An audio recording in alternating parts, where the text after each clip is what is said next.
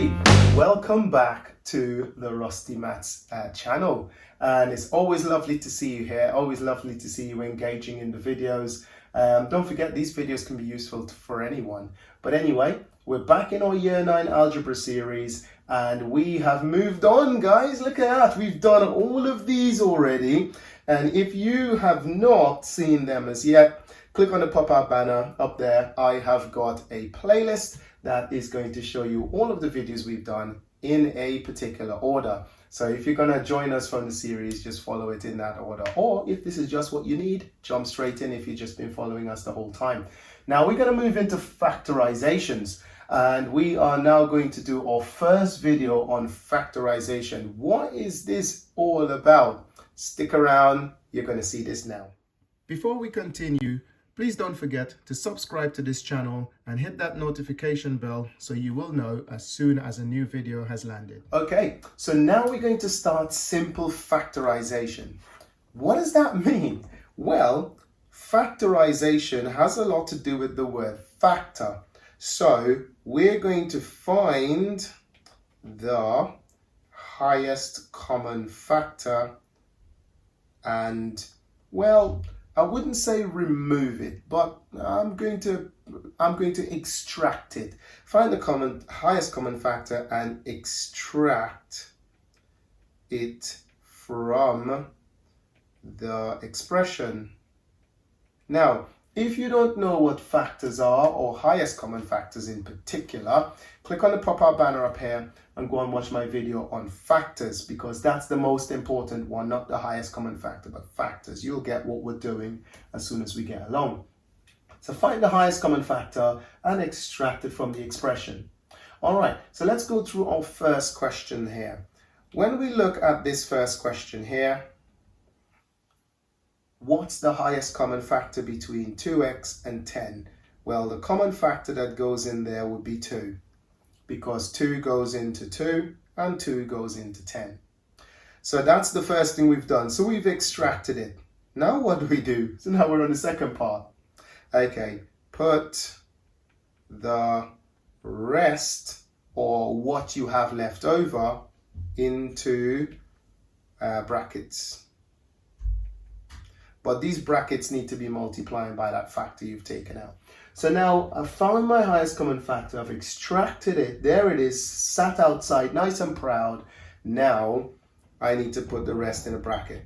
Now if I took the 2 outside, what's left here is going to be the x plus, and if the 2 is outside, what's left here is going to be 5. It's not 10, it's 5. And the reason why it's 5 is because I have taken out the factor of 2 out of 10.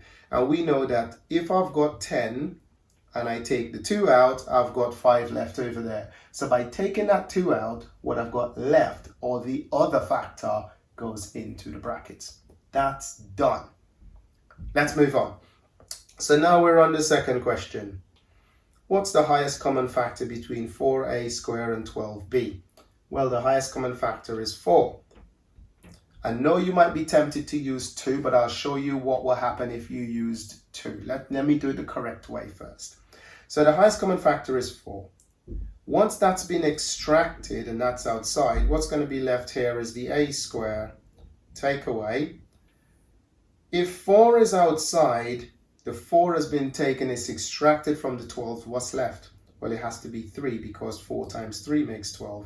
And don't forget that b in there. Now I'm going to do the wrong thing, because I'm going to show you what will happen if you don't extract the highest common factor.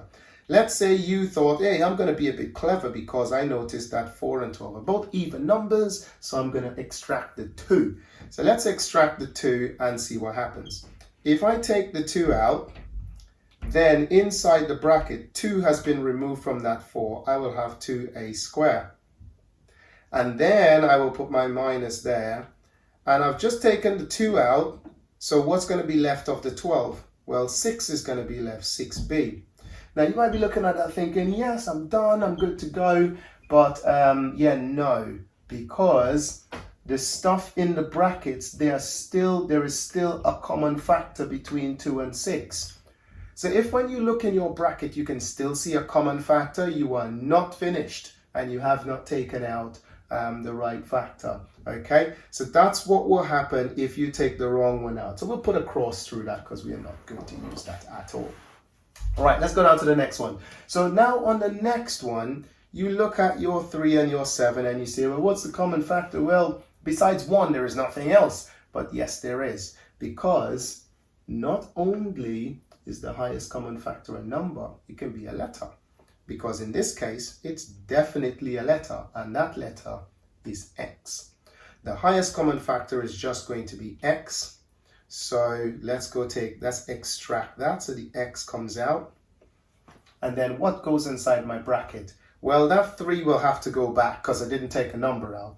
But X times what gives you X squared? It's another X. Because if I've extracted one of the X's and it's outside, then the other X needs to go back inside. Put my take away. And because the X is already outside for this one, all I need to do is put back that 7 in there. And that's factorized. That's done, guys. So if you think you're starting to get the hang of it, good idea right now. Pause the video, go and have a play with it, and then hit the play button and see how I do. All right. Now on the next one, it's not just a number that we have as a factor, it's also a letter. So let's look at the numbers first. Always do things in order, okay? Don't try and just rush into it in one go. Take your time.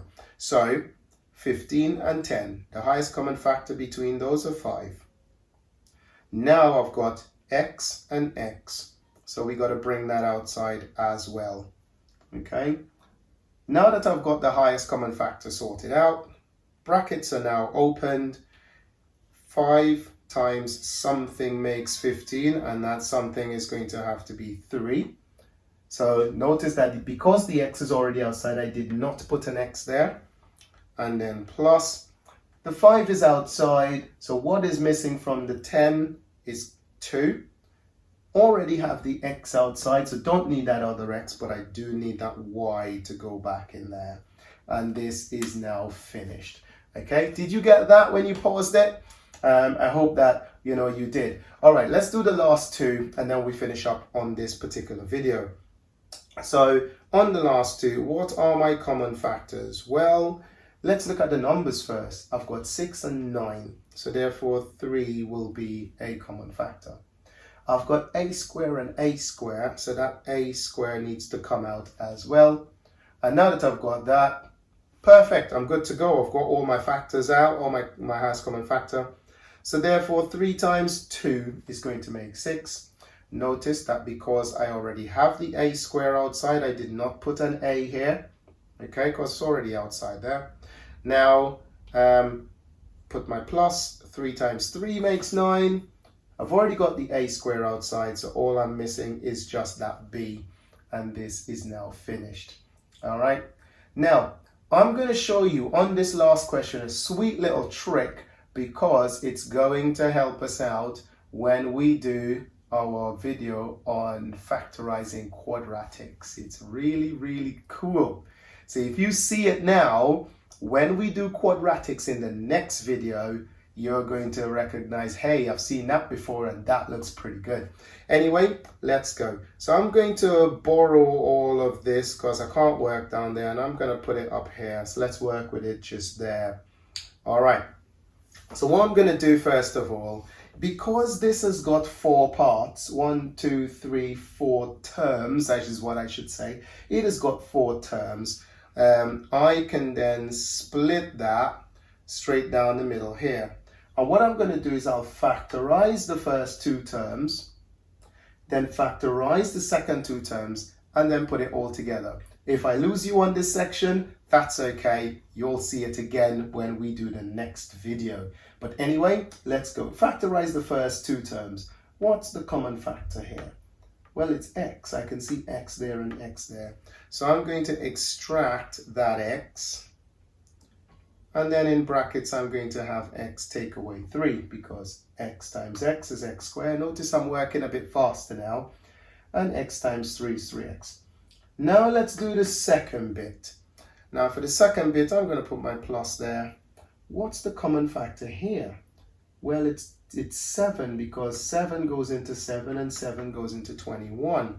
So I'm going to take the 7 out. And what's going to be in the brackets? Well, x take away 3 again.